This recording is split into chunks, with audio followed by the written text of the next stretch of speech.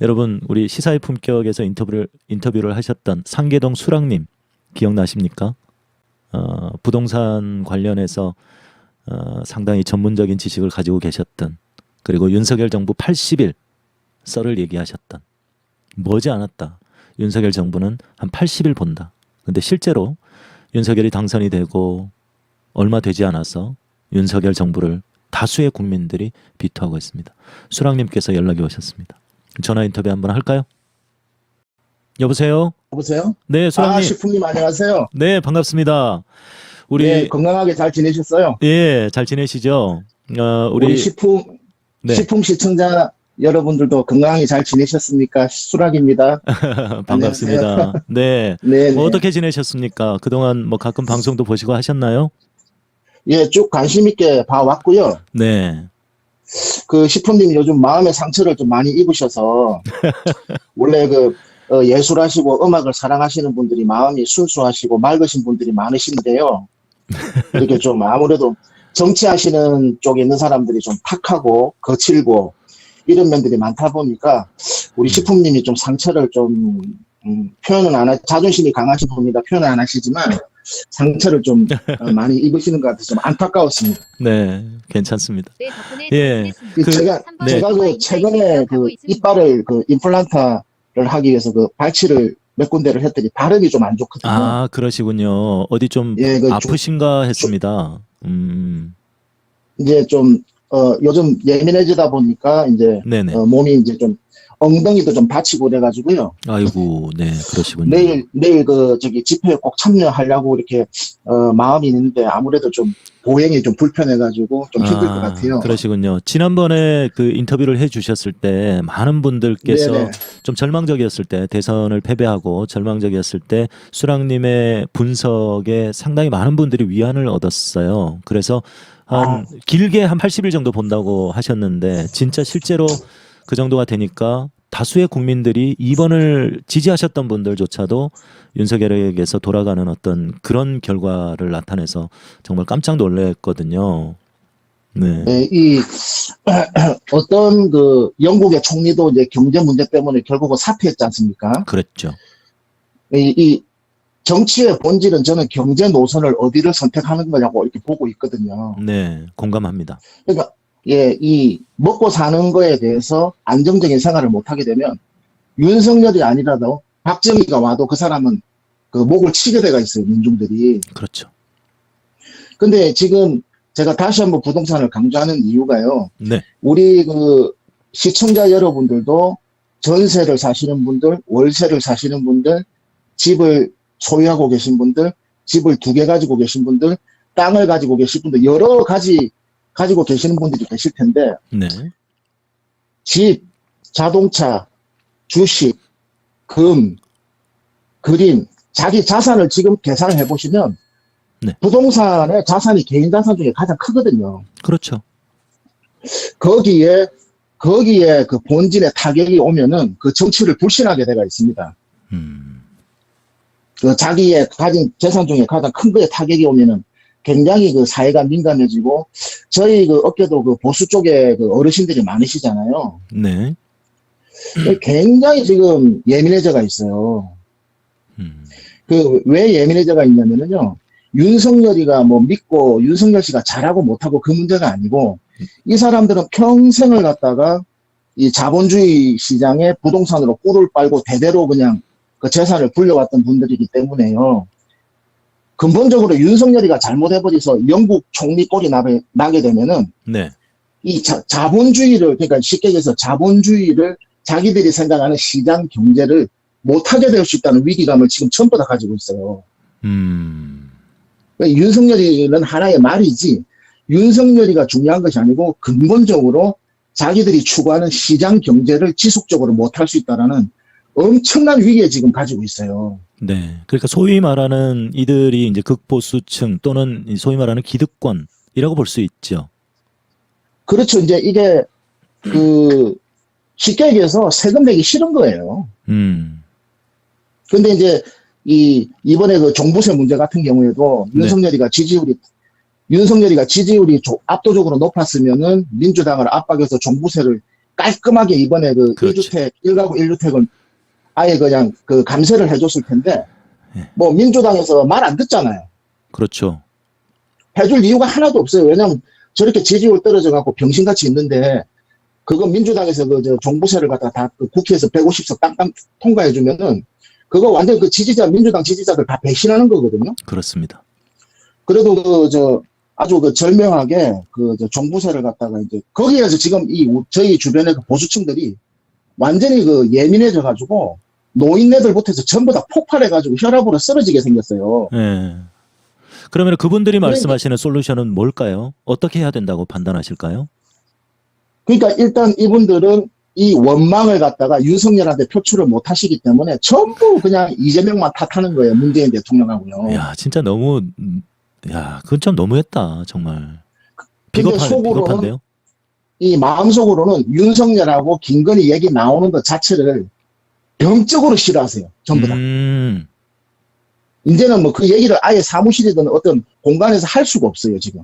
진짜 비겁하네요.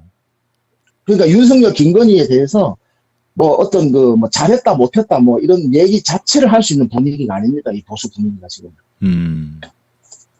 굉장히 지금, 왜냐면 자기들이 이게 민주당한테 이제 정권이 넘어가 버리게 되면은 정권이 넘어간다는 이 보수들이 부동산 업계에서 생각하는 정권이라는 거는 대통령 정권이 아니에요, 본질이. 네. 국회의 가반수를 이 사람들은 정권을 보고 있어요. 그렇죠. 왜냐하면 부동산이라는 그 상품 자체가 420개의 공법으로 이루어져 있고 각종 규제로 다 모든 사용 수익 처분이 이루어지는 특수한 자본주의 상품이다 보니까 이 420개의 공법 용적률을 규제를 하고 해제를 하는 거에 따라서 그 자기의 자산 가치가 배가 됐다가 내려갔다가 하거든요. 그러면 이 모든 세법과 규제를 해제를 하는 권한은 국회에 150석, 그렇죠. 또 더 나아가서 재건축을 푸는 데서 180석의 의석이 안정적인 의석이 필요한 거거든요. 그러니까 대통령이 아무리 의지를 가지고 원희룡이가 뭐 재건축을 푼다고 손가락질 해도 국회에서 법이 통과 안 되면요. 세금 고지서는 계속 날라오게 돼가 있는 거예요. 그렇죠. 그렇기 때문에 우리 부동산의 이 극보수들은 국회의원의 국회의석, 입법권의 150석을 대통령 권한보다 더 중요하게 생각하는 겁니다. 그래서 이 사람들은 예. 우리 업계는 2024년 총선을 국가의 명운을 걸고 지금 거기에 윤석열을 살리는 게 중요한 게 아니고 예. 국가의 명운을 걸고 무조건 150석 가반을 안정적으로 해야지만 시장 경제, 신자유주의, 시장 경제를 안정적으로 해나가고 우리가 종부세, 취득세, 재건축 규제 모든 규제를 해제를 하고 안정적으로 세금을 안 내고 우리 자산을 기득권을 계속해서 대대로 누릴 수 있다라는 이 안정감이 총선에서 나오거든요. 목숨을 걸었어요, 이분들이. 기득권의 논리라는 거죠. 예. 예, 그래서 이제 어떤 전략이냐면은요. 첫째는 네. 이 부동산이 지금 뭐 아주 그냥 이 금매가 이제 대폭 하락을 했기 때문에 대단히 지금 사회 분위기가 안 좋은데다가 네. 이게 내년 6월달, 7월달이 되면은 부동산이 바닥이 나왔다라는 언론 보도가 쏟아질 겁니다. 내년 6월, 7월. 예, 상반기에 부동산이 바닥을 찍었다라는 조선일보를 필두로 해서 언론 보도가 완전히 쏟아질 겁니다. 부동산에 관련. 그게 이제 다 이제 작업을 하는 거거든요. 그러니까 결국은 그 물량 떠넘기기를 하려고 이제 작업을 한다는 거죠.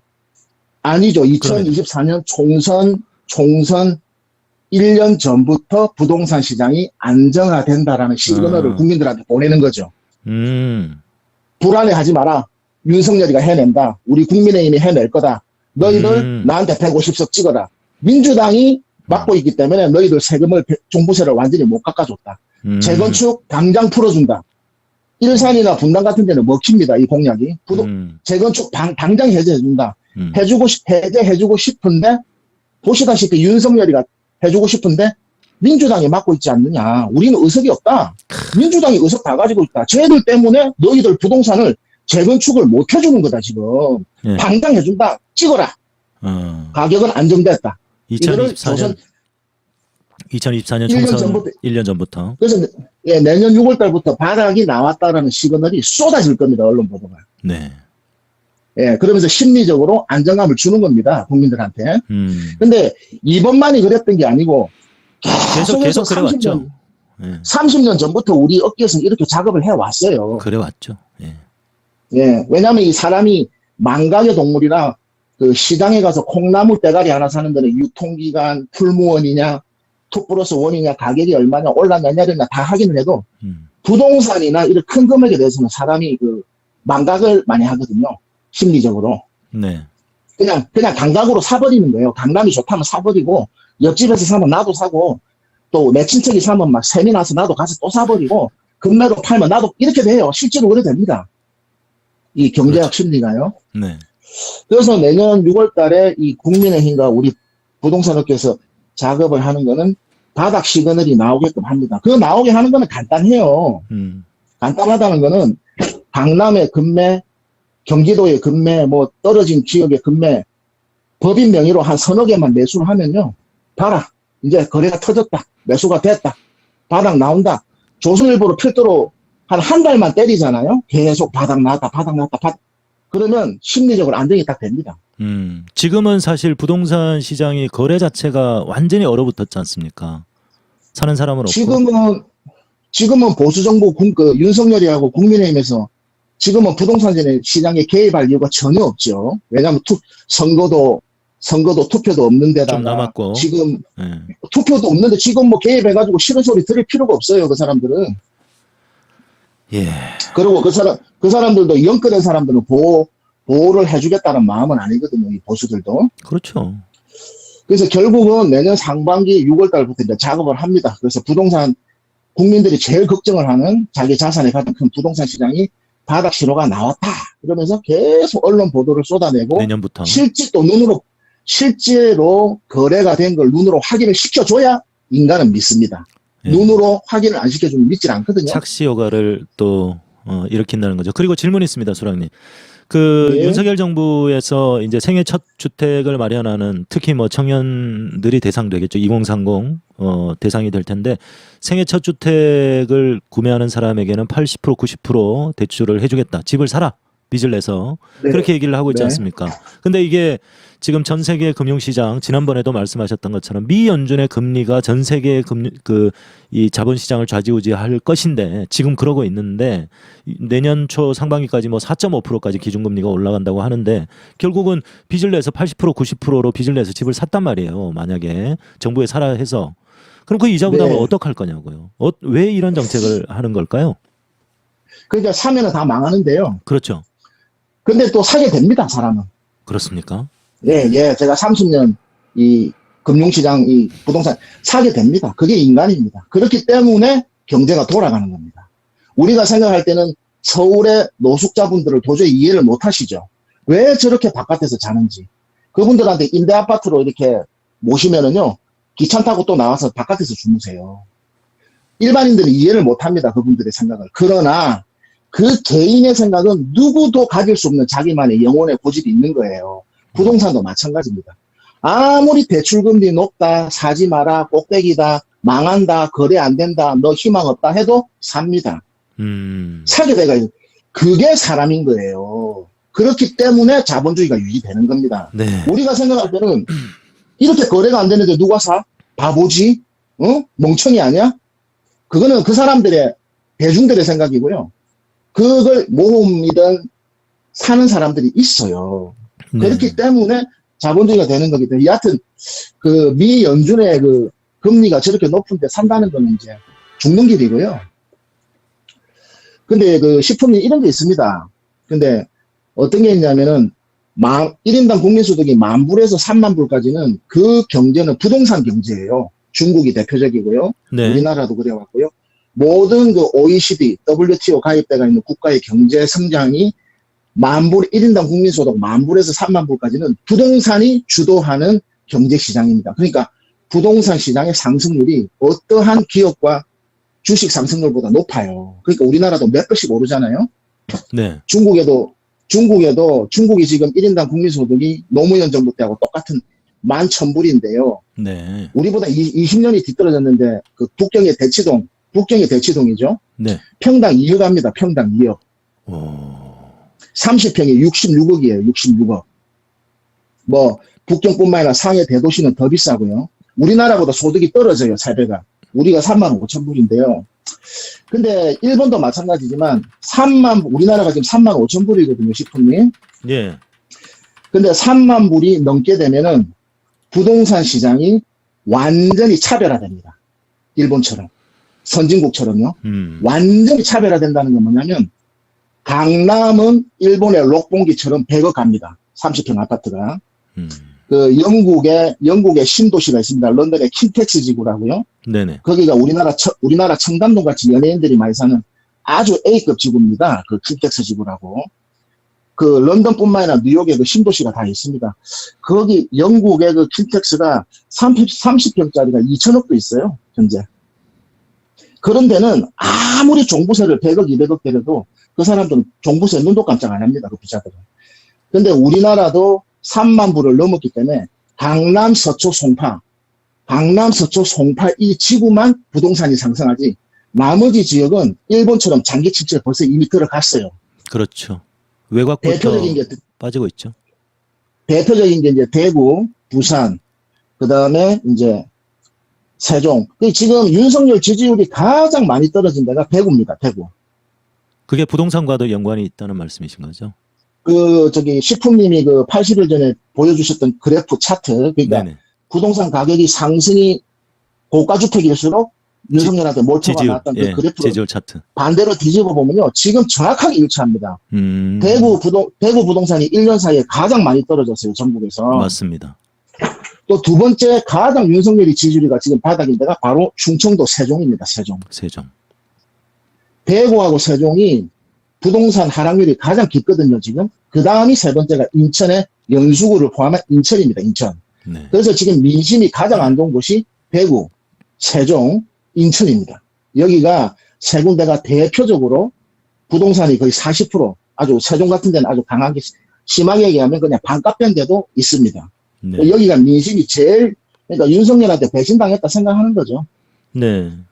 그러면 왜냐면 윤석열이가 집값 다 올려준다고 생각했는데 지금 반대로 지금 내 재산이 10억짜리가 7억이 돼버렸어요. 6개월 만에. 자, 그러니까 이제는 이제 이 부동산을 가지고 있는 소위 말하는 이 기득권층들은 또 이제 총선 1년 앞두고 이 심리를 안정시키기 위해서 이런 작업을 펼칠 것이다라고 하는 거잖아요. 그러면 우리가 어떻게 대비를 해야 될까요? 지금 오늘 만약에 수랑님의 인터뷰를 처음 들으시면 이분의 정체가 뭐지? 라고 할 수도 있을 것 같아요.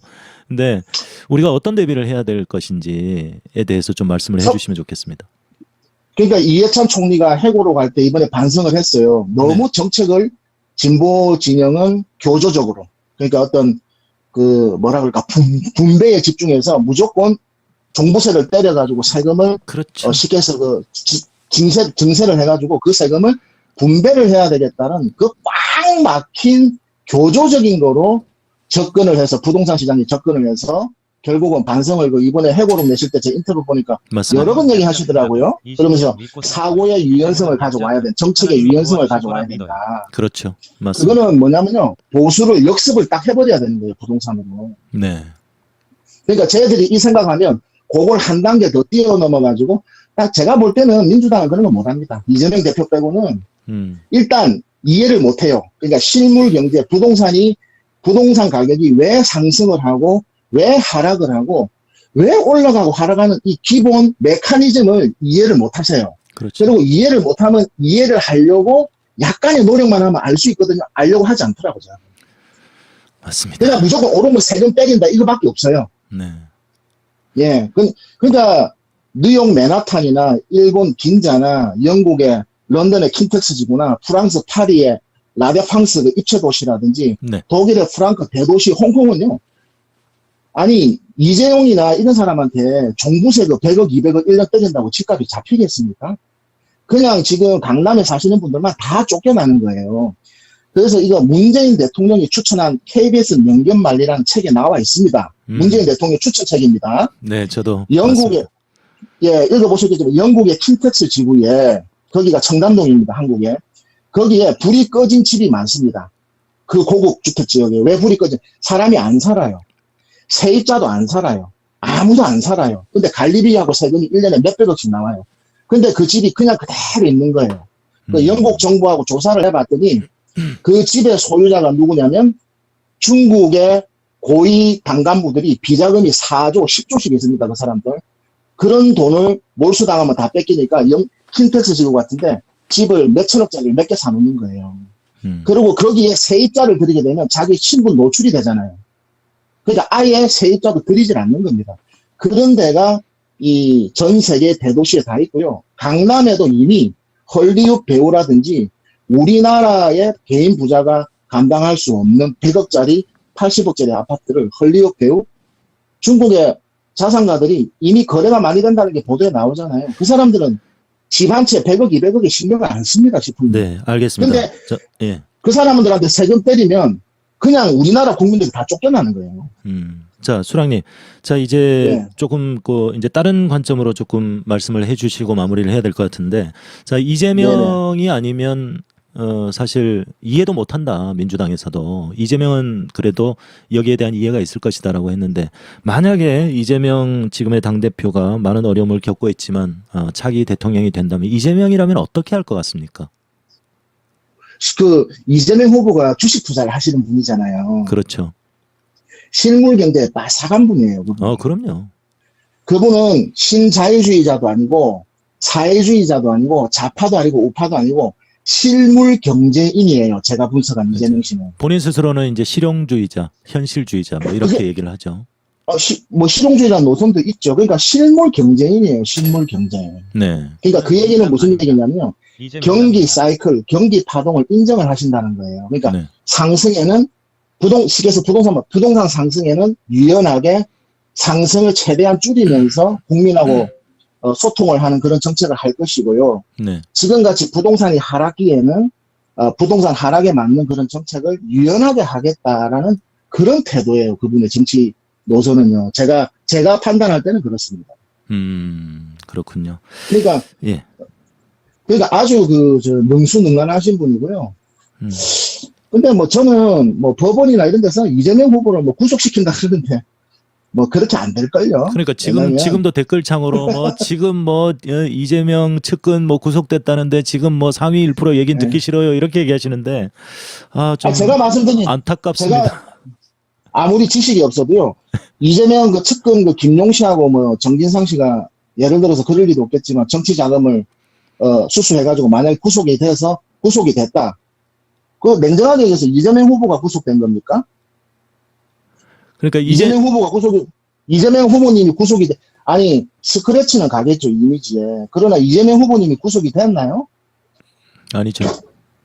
예, 그리고 쌍방울 변호사비도 이재명 후보는 그 무혐의가 됐고 기소된 게 그 선거법 하나 있으시잖아요. 그다음에 성남 FC 그 사건 그 뇌물로 엮으려니까 그게 아무리 우리나라 판사하고 검사들이 아무리 짝짝꿍이 돼서 카르텔이 돼가 있다 그래도 어느 정도 증거와 증언과 시기와 육하원칙에 어느 정도 일치가 돼야지 그게 그 형이 확정이 되는 거지. 아무런 근거가 없는 맨바닥 얘기를 할 수가 없거든요. 그렇죠.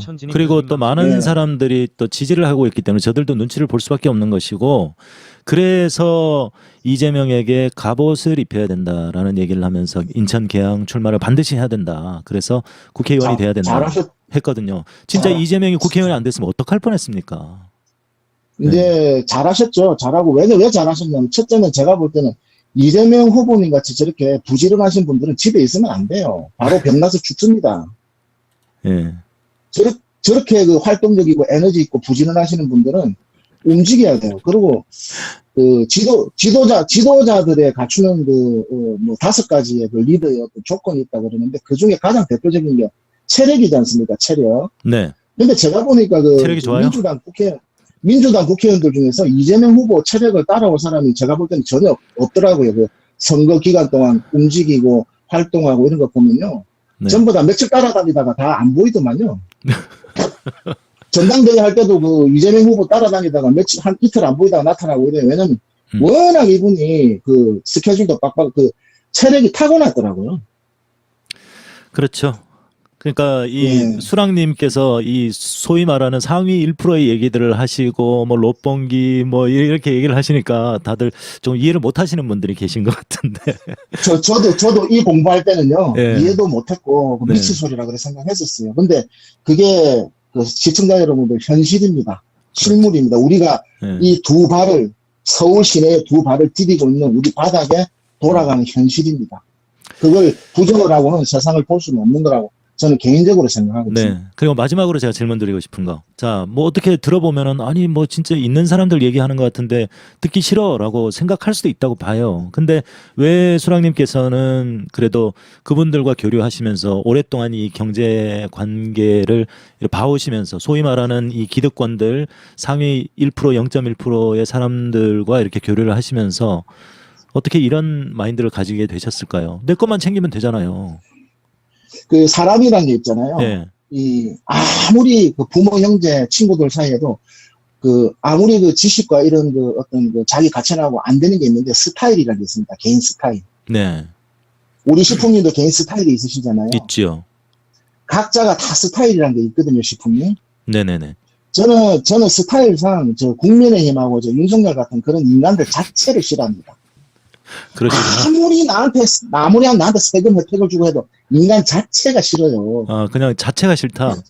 그 그게 제 스타일인데 그걸 누가 어떻게 할 겁니까? 북한의 김여정하고 똑같은 말씀을 하시네요. 윤석열 그 인간 자체가 아니, 싫다고. 저는 김정은도 싫어요. 저도 싫어요. 김정은도 싫고 저는 제 스타일입니다. 그냥 그런 스타일을 싫어요. 그 싫은데 어떻게 할 겁니까, 그거는. 네.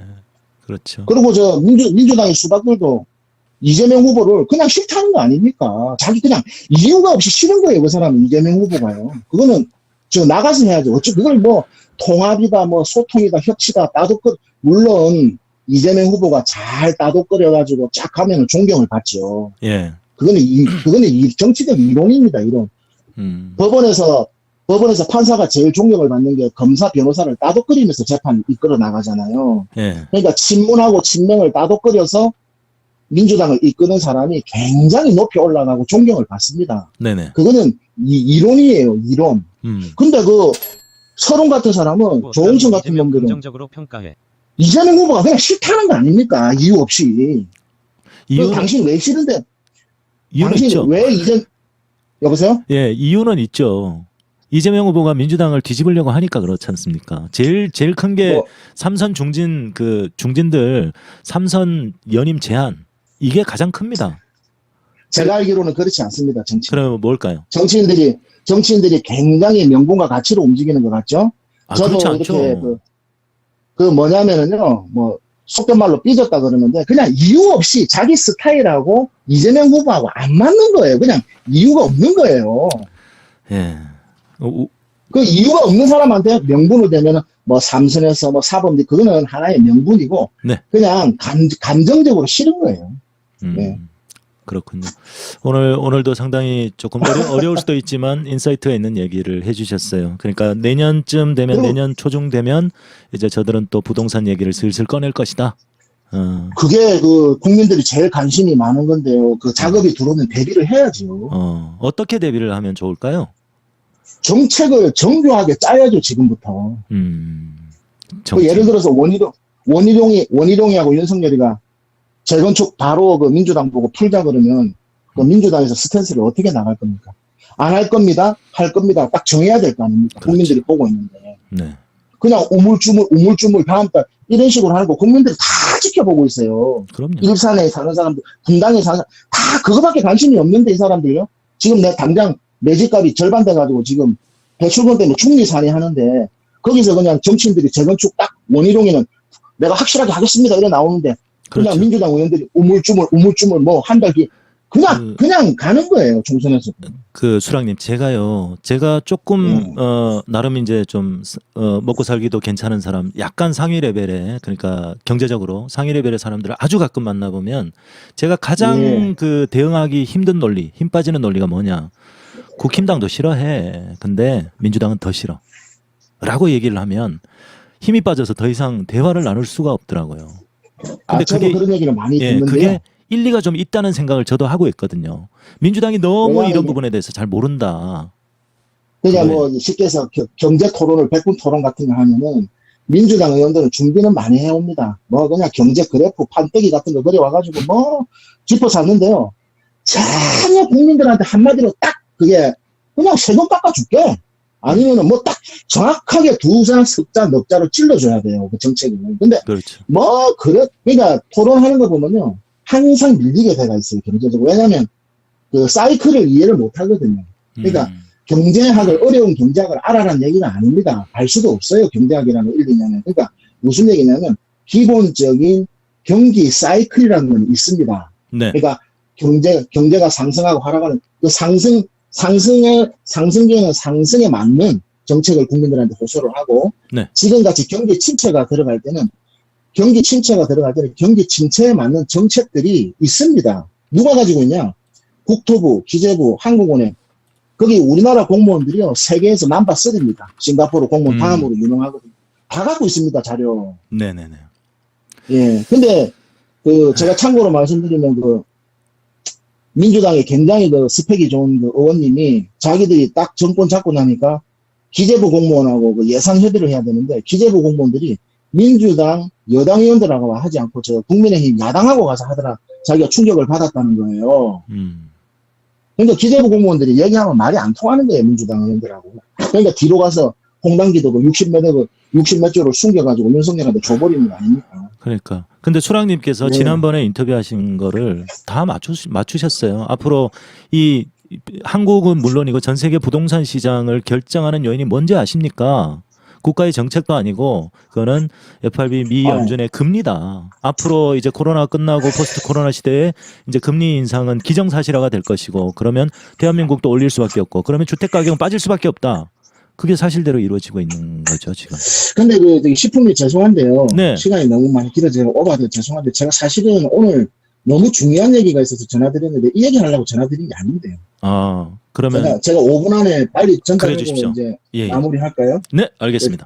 가능하겠습니까? 네. 근데 제가 지금 중요하게 전달을 드릴 이유는요. 이번에 미국에서 금리를 지금 올리고 있기 때문에 부동산 시장, 주식 시장이 하락을 했다. 모든 경제와 전문가들이 지금 다 그렇게 얘기하고 있고 실제로 그 얘기가 맞습니다. 지금은. 맞아요. 부인할 수 없는 팩트입니다. 네. 팩트입니다. 근데 제가 여기서 한 가지 정확하게 다 다른 팩트를 하나 말씀드리면요. 2004년도입니다. 2004년도. 그때가 노무현 대통령이 2002년도에 당선되고 2003년도에 취임을 하셨거든요. 네. 노무현 대통령 시절에 미 연준 2004년도입니다. 정확하게 2004년도에 네. 미 연준에서 그리스폰 의장이 금리를 올립니다. 미 연준에서 네. 지금처럼요. 예. 이번처럼 똑같이 올립니다. 네네네. 2004년도에 올리기 시작해서 2006년도 12월에 마무리가 됩니다. 그러니까 금리를 7번을 올렸어요. 예. 미 연준에서. 그래서 노무현 정권 시절에 2% 금리가 그냥 5%까지 기준금리가 전 세계가 다 올라갔거든요, 식품이. 예. 요거는 이제 한국은행 그래프 찾아보시면 나오는데요. 음. 그러면 이게 무슨 얘기냐? 왜 그러면 이때 금리 인상 때는 노무현 정부 때는 아파트 값이 2배, 2.5배가 뛰었으면 코스피가 역사상 노무현 대통령 출발할 때 900포인트, 1000포인트밖에 안 됐습니다.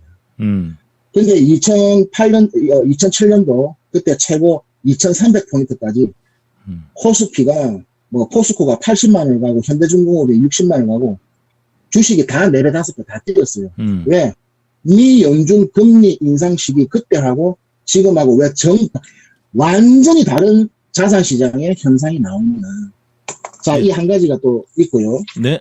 또 두 번째는 가깝게 2016년도, 그러니까 쉽게 얘기해서 박근혜 탄핵 이후에 2017년도, 네. 2017년도 5월 달에 문재인 대통령이 취임을 했습니다. 예.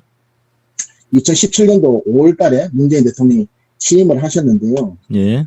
2016년도에 박근혜가 10월 달에 탄핵을 그때 난리가 났습니다. 우리나라가. 난리가 나서 그냥 다 국가가 뒤집어졌는데 예. 미 연준이 9년 만에 금융위기 터진 이후 9년 만에 2015년도 12월 달에 9년 만에 미 연준에서 금리를 1회 인상을 딱 합니다. 예. 옐런 의장이 여자가요. 예. 그리고 2016년도 2월 달에 1년 만에 다시 금리를 2회를 인상합니다. 그리고 2017년도 노무현 문재인 대통령 취임할 때 3, 4월에 계속해서 금리를 3번, 4번 계속 올렸어요. 자, 그럴 때 이상하게도 나라가 다 뒤집어져가 있는 상태에서도 문재인 대선 전국에 한짝씩 끌어올 때 꿈쩍도 하지 않던 코스피가 10년 동안 박스거리했던 코스피가 1,800을 뚫고 2,000을 올라갑니다. 그렇죠. 미 연준에서 금리를 올렸는데 올라갑니다. 그리고 9년 동안 이명박 박근혜 동안 부동산 시장이 그 초토화가 돼가지고 엄마 아파트 그때 7억 7천이었지 않습니까? 24평이요. 엄마 아파트요? 배치도 엄마 아파트. 아, 은마 아파트. 죄송합니다. 예, 예. 저희 엄마는 아파트가 없으신. 농담입니다. 예, 아이고, 웃자고. 죄송합니다. 계속 얘기해 주십시오. 예. 부동산 시장이 전혀 움직이지 않던 부동산 시장이 네. 그 14년 정확하게 2015년도 12월 달부터 3배 넘게 올랐지 않습니까? 지금 2020년도까지. 그렇죠. 그러니까 예. 문재인 대통령이 취임을 했는데 미국에서는 금리를 계속해서 3회, 4회로 올렸어요. 지금처럼. 지금하고 똑같습니다. 지금하고. 그렇죠. 미국에서 올렸습니다. 예. 올렸는데 부동산이 막 2배, 3배씩 막 올라가는 거예요. 그 다음에 역사상 우리가 가보지 않았던 코스피를 3,300을 찍었죠. 신기록을 세웠습니다. 그렇죠.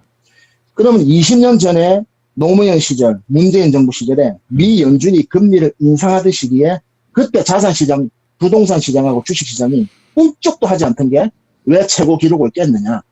노무현 대통령 이전의 기록은 없습니다. 부동산 실거래가는 노무현 대통령이 도입을 했기 때문에 그 전에 부동산 실거래가 조사 통계는 없어요, 우리나라는. 네. 그러니까 그런데 이번에는 미국에서 그 파월 의장이 금리를 올렸는데 주식이 한 40% 빠져버렸단 말입니다. 네. 그 다음에 부동산 시장도 폭락했단 말입니다. 근데 부동산은 별개로 하고요. 결론은 뭐냐면 코스피는 내년 상반기에 2,700, 800 갔다가 다시 나락으로 가게 되겠습니다. 내년 상반기에. 그러니까 결론은 예, 6월 달에 그러니까 금리 인상기 때는 제가 다시 한번 말씀드릴게요. 지금 금리 인상기 아닙니까? 예. 금리 인상기 때는 진정한 자산 가격의 폭락은 나오지 않습니다. 그래서 모든 전문가들이 지금 말씀하시잖아요. 진정한 경제 위기는 시작도 안 했다. 진짜 위기는. 근데 이번에 이제 이렇게 현상이 나온 거는 다른 이유가 없고요. 그 미국이 미친 듯이 금리를 갖다 속도를 너무 높게 해서 그 문제가 있는 거거든요. 그렇죠. 그러니까 그 식품리 금리 인상기 때 지금 인상을 하고 있는 시기인데요. 시청자 여러분들도 인상을 하는 시기에는 부동산 주식 시장은 폭락은 없습니다. 자산 가격. 지금 빠지고는 있으나. 내년 실제로 이게 예. 죄송합니다. 내년 상반기에 네. 한번 조정이 있다가 다시 폭락을 한다는 말씀이신 거죠? 그럼요. 그때는 이제 폭락할 때는 제2의 IMF 온다잖아요. 저도 다 죽을 것 같아요. 그러면은 대부분 뭐 채권으로 가나요? 아니면 현금 보유로 가나요? 사람들의 심리 자체가 그죠? 그게 요즘 유행하는 각자 도생 아닙니까? 각자 도생. 자기 사자성어 각자 도생입니다. 자기의 금융 상식과 경제 지식에 맞게끔 살아남아야 됩니다. 이야. 그리고요. 네. 제가 더 충격적인 말씀을 드리면 노무현 대통령이 퇴임을 하자마자 이명박 오세훈이가 지금처럼 들어왔는데요. 걔들이 전 세계 기준금리가 5%일 때 정권을 이어받았어요. 근데 갑자기 리만 브라더스 금융위기 서브프라임 모기지가 터지면서 네. 미국에서 5% 하는 금리를 1년도 안 돼가지고 제로 금리로 만들어 버렸거든요. 그렇죠. 그 아파트 제가 비유하기 쉽게 말씀드릴게요. 아파트 5층에서 떨어지면 바로 사망이거든요. 네. 금리가 5%일 때 떨어지면 경제 충격은요, 사망입니다. 사망. 그렇습니다. 일본은 금리가 없는 나라예요. 저 나라는 제로 금리거든요. 저 사람들은 일본 같은 경우는 제로 금리이기 때문에 경제 타산이 와도 죽을 것도 없어요. 저 사람들이 이미 다 죽었기 때문에. 그러니까 우리나라가 왜냐하면 지금 금리가 우리나라가 지금 실현금리가 5%가 넘었지 않습니까? 네. 여기서 경제 위기가 오게 되면 금리를 내리거든요. 그때 다 죽는 거예요.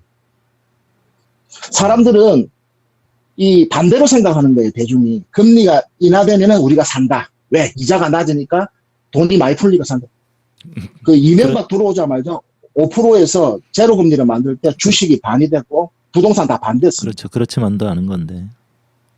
그리고 지금 이제 내년에 금리를 내릴 거거든요. 네, 금리 인하하면 그때 다 죽는 거예요. 맞습니다. 그러니까 빨리 지금 내년 상반기까지 부동산 주식은 오를 때 탈출하고요. 왜냐하면 그 대형주 위주로는 상당폭이 오를 겁니다. 그럴 때 다 탈출하면은 무조건 각자 도전하셔야 됩니다. 소위 말하는 그 주식하시는 분들한테 소위 말하는 그 개 잡주들은 취급도 하지 마시고 이제 우량주 위주로. 그거는 미래를 장담을 못 하는 거거든요. 그리고 네. 주식 투자는 저도 한 마이너스 40%까지 지금 손해가 나가 있는데요. 크게 걱정하지 마세요. 왜냐하면 대형주들 우리나라 12알에 드는 주식들은 가만히 가지고 있으면 배당금 이자 은행보다 비슷한 이자 나오잖아요. 또 안 팔면 되거든요. 그리고 대형주는 또 가지고 있으면 40%는 어느 순간에 6개월 만에 금방 회복하게 때가 있습니다. 그게 역사입니다. 역사. 근데 네. 아주 그 조그마한 주식들은 미래를 담보를 못해요. 전문가들. 알 수가 없어요. 그렇군요. 예, 상당히 그 고급 정보이신데 물론 이 방송을 들으시면서 뭐 공감하시는 부분도 있고 또 공감하지 못하시는 부분도 있고 하실 것 같습니다. 아무튼 또 마무리하실 말씀 계신가요? 44분 지났습니다 지금. 아니 이거 저 엄청난 금융 비법인데요. 그러니까요. 이거는 진짜 여러분들 이게 아니, 이 말이 다 제 말을 믿지 마시고 네. 한국은행 홈페이지 가셔가지고 네. 그 금리 저 차트 딱 눌러보시면 그 금리를 언제 몇 번 올렸는지 그래프가 쫙 다 나옵니다. 네, 아무튼 이거는 우리 수랑님의 의견입니다. 이게 뭐 진리다라고 말씀드릴 수는 없지만 여러분들이 알아서 걸으실 건 걸으시고 받으시면 될 것 같습니다. 네, 근데 누군가에게는 일단 제일 중요한 거는요. 내년 6월 달에 부동산 시장은 바닥이 나옵니다. 일단 1차적인 바닥. 내년 6월에 부동산 시장은 바닥이 온다. 예, 수도권 위주로 1차적인 바닥이 나옵니다. 근데 그것이 바닥이 아니기 때문에 이제 죽으로 들어가는 거죠. 예. 그래서 그 선거를 위해서 6월 달에 바닥이 나오기 때문에 민주당도 가장 핵 이슈인 부동산 정책을 정교하게 짜서 대응을 해야 된다. 스탠스를 확실하게 갖고 가야 된다. 그러니까 저들이 아예 기득권 종부세를 때릴 건지. 기득권들이 아니면은 아예 내년 6월에 아예 죄송합니다. 예, 자꾸 말이 이렇게 꼬여가지고 예, 내년 6월에 이제 부동산 시장이 이제 바닥이 왔다 이렇게 막 때릴 텐데 사실은 그게 바닥이 아니다. 예, 근데 눈에 보일 때는 완벽한 바닥으로 국민들이 인식이 됩니다. 아, 그렇군요. 예, 그렇게 만듭니다. 그렇게 만드는 기술이 있어요, 이 사람들은. 그렇군요. 예. 네. 그러니까 민주당이 처음부터 끝까지 우리는 종부세를 보조해서 증세로 나가든지 아니면 서민의 정당이 되려서 끝까지 종부세를 양보하지 말고 계속 밀고 나가든지 아니면은 전향적으로 재건축 규제와 관련된 거를 국민의힘보다도 더 한 발 나가서 확실하게 규제를 해제하는 데 앞장을 쓰든지 그렇죠. 민심을 얻는 방법은 선택을 해야 돼요. 네. 민주당 어정쩡한 총선 앞두고 어정쩡한 태도 보이면 국민들 용서 안 할 겁니다. 네. 그러니까 민주당이 더 디테일한 이 그 경제 정책이나 뭐 부동산 정책을 더 고민해야 될 것이다. 그런 조언이신 거죠. 아주 정교하게 준비해야 됩니다. 네.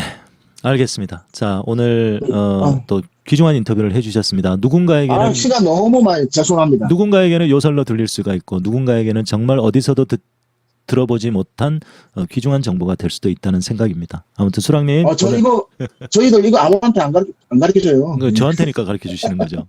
네, 그럼요. 세상에 수랑님이 인터뷰하시고 거의 뭐 동접자가 계속 올라가서 지금 3,762분이 방송을 지금 시청하고 있습니다. 예, 마지막으로 현대자동차의 정몽구 회장이 2014년도에 삼성동 한국전력 땅을 평당 1억 5천만 원, 그러니까 9조 9,900억, 10조에서 조금 빠지는 금액을 시가보다 3.5배를 주고 샀어요, 그 사람이. 그 삼성 현대 본사. 그렇죠. 그분이 그분이 그 10조 조금 9조 9,900 그때 저희들이 이제 용역 보고서를 이제 우리 회사에서도 드렸는데 그분이 자선사업가입니까? 그 3조밖에 안 하는 땅을 10조를 주고 사대요. 네. 그때 현대자동차 그 사람 보고 다 미친 사람이라 그랬어요. 정몽구 씨고 전부 다 그 사람 보고 욕했어요. 저 부동산 투기꾼이라고, 미친놈이라고. 전기차 개발 안 하고 어디다가 땅에다 돈 꼬라 박냐고. 음. 지금 현대자동차 삼성동에 딱 6년 만입니다. 6년 만에 2014년도에 딱 계약을 체결을 했는데요. 지금 현대자동차 삼성동 부지가 지금 시가로 30조는 넘을 겁니다. 3배 더 주고 사서 3배 불렸네요. 예, 그 사람은 그냥 투자를 한 게 아니고 예. 골드만삭스, JP모간 같은 삼성생명 같은 정확한 경제 미래 보고서를 용역을 줘가지고 6군데서 취합해서 결정을 한 겁니다. 예, 그런 사람들을 민주당이 능가를 해야 되는 거예요. 참, 쉽지가 않네요. 예. 알겠습니다. 네. 그 우리 수랑님의 정리하겠습니다. 수랑님의 아주 이 수준 있는 인터뷰를 좀 주기적으로 하고 싶습니다. 제가 한 번씩 연락드리겠습니다. 내년 6월에 한번 보시죠. 내년 6월에. 네. 예, 알겠습니다. 네, 근데 아마, 자, 마지막으로요. 자, 윤석열 네네. 정부가 지금 많은 우리 민주시민들이 더 이상은 못 살겠다 하면서 오늘도 이제 이 촛불혁명의 제2기가 될 중요한 날이에요. 근데 이런 움직임을 통해서 윤석열 정부가 앞으로 얼마 갈 것 같습니까? 5년 다 갈 것 같지는 않으시잖아요. 아니요, 저는 내년 네. 전부 다 쉬쉬하면서 얘기를 하는데요. 네. 일단은 6개월이 되는 건 대통령 허니문 기간이라는 건 반드시 있습니다. 그러니까 네. 이재명 후보 보고 왜 민주당 보고 강성으로 못 싸우냐고 지지자들이 답답해 하시는데 그렇죠. 그러시면 안 돼요. 네. 왜냐하면 이재명 후보는 신사입니다. 신사. 젠틀해요. 정확하게 6개월을 허니문 기간을 그분은 딱 준 거예요? 채워주고 싶은 거예요. 그런가요? 그 이재명 후보의 심정을 알아야 됩니다. 그분은 정확하게 대통령의 어떤 그 예우를 해주고 싶은 겁니다. 근데 이제 딱 11월 9일 되면 6개월이 지나기 때문에 그때부터는 민주당도 거세게 나갈 겁니다. 왜 총선이 있기 때문에. 민주당이 또 하면 잘하거든요. 거세게 나가면요. 저는 그 한동훈하고 김건희하고 서로 나눈 카톡, 아이폰, 그 다음에 김건희 주변의 그 법사들, 그런 비선들, 저는 다 누가 갖고 있다고 봅니다. 방송국이나 기자들. 그렇죠. 우리나라 대한민국이 그렇게 호락호락 나라 아니거든요. 예. 저도 그런 생각이 네, 드는 게요. 그 이재명 한꺼번에 까질 겁니다. 네, 이재명이 그 우리 많은 국민들이 또 민주시민들이 이재명을 지지하면서도 이재명의 진가를 잘 모르는 것 같아요. 제가 어제 방송에서 그 말씀을 드렸어요. 이재명은 이것조차도 예상했다. 이머전시 플랜이 분명히 마련돼 있다. 여러분 너무 이재명을 잘 모르시는 것 같다. 그런 말씀을 한번 드렸는데 앞으로 좀 달라질 것이다. 아니 저도 법적인 걸 잘 봤는데 이재명 후보와 관련된 증거가 없어요. 증거. 네, 법원에서는 증거만 보는 겁니다. 증거. 그렇죠. 알겠습니다. 예. 자, 수랑님 오늘 정말 네. 예, 좋은 인터뷰 감사하고요. 또 한번 모시도록 하겠습니다. 예, 건강하시고 너무 시간 많이 뺏어 죄송합니다. 별 말씀을요. 예, 유익했습니다. 네, 건강하세요. 네, 고맙습니다. 고맙습니다. 네, 들어가세요. 네.